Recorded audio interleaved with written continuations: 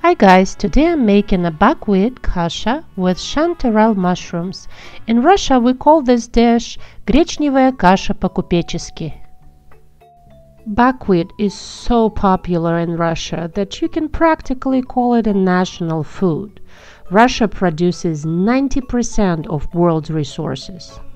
For this recipe you will need 2 cups of good quality buckwheat. You will need some dried mushrooms, I use chanterelles, 2 carrots, 1 onion, salt and pepper to taste, and a little bit of parsley. First we need to pour some water over our buckwheat. I call it a pre-wash process, not a wash process. It will allow all the little broken pieces float to the top, and then we can just drain them out. Just like that. Now we need to rinse our buckwheat really well and let it drain. Now this step is optional, but I also like to put some paper towel on a platter and then just pour a buckwheat on the paper towel and just spread it around and pat it dry with another paper towel.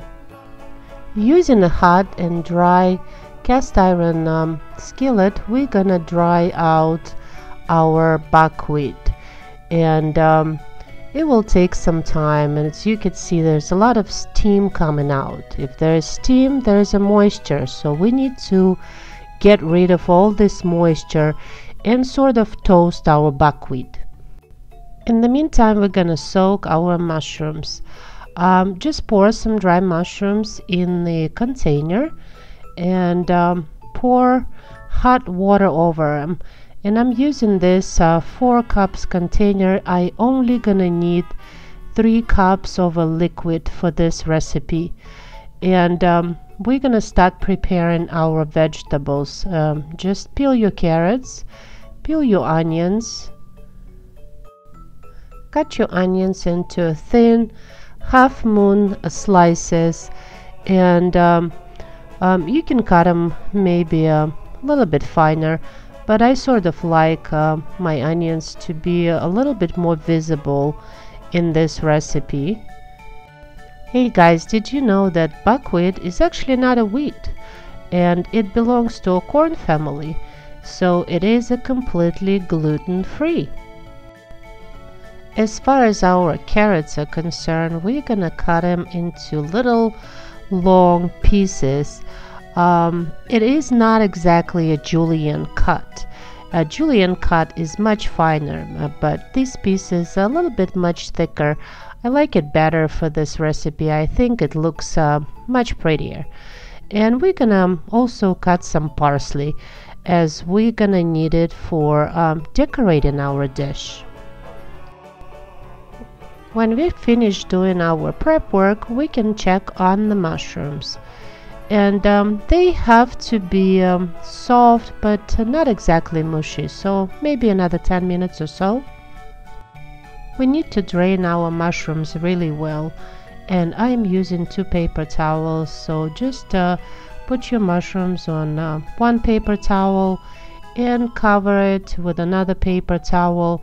This way you can remove most of the moisture from that mushrooms, and we're gonna chop them sort of a rough chop, not very fine chop, because we still want those mushrooms to be visible.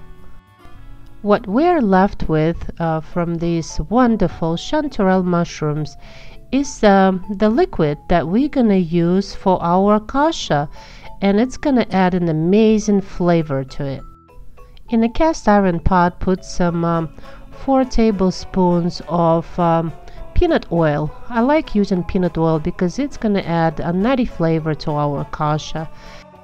We're gonna start by sauteing our onions, and we're pretty much caramelizing them, and we're gonna throw in our mushrooms,